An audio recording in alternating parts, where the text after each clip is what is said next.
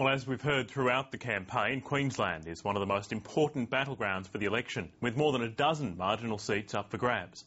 Labor is fighting a possible voter backlash over the Bligh government, the ousting of Kevin Rudd and, most recently, a key candidate's gaffe. The member for Longman has been forced to apologise for his remarks to the father of a disabled boy. Robert Murphy and his wife Michelle know their 6-year-old son Bailey has a learning disability, but they're not sure what it is because they say they can't afford the $300 to see a specialist. Piston cup. Good boy. Excellent. After struggling for 2 years, yesterday Mr Murphy asked his local member for help at an ABC forum. He needs to see a paediatrician so he can get the help at school that he really needs. And that's too expensive. And it's too expensive for us to go private, and we're not getting the help public.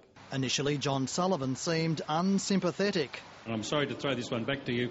What parent would wait 2 years to get a child who they believe has a disability? Oh, come on, John. This is ridiculous. I'm not working. Look, I was shocked at the response that I got on the day. John Sullivan's main opponent wasn't impressed either. I take the approach that I have 2 ears and 1 mouth and that we should be listening first. Mr Sullivan wouldn't speak with ABC TV, but has apologised to the family.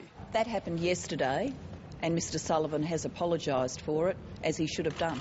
Mr Sullivan says he believes his comments won't cost him his seat tomorrow, but only time will tell. He holds Longman by a margin of just 1.9%. Despite the incident, Mr Murphy says he'll still vote Labor. There's more than a dozen knife-edge seats. The Prime Minister says Queenslanders shouldn't use tomorrow's election as a protest vote against state Labor. They wake up Sunday, there's 2 alternatives. I'm Prime Minister of this country, Anna Bligh is the Premier of Queensland. Tony Abbott is Prime Minister of this country, Anna Bligh is the Premier of Queensland. And with lengthy queues at pre-polling booths today, it seems some Queenslanders can't wait to have their say.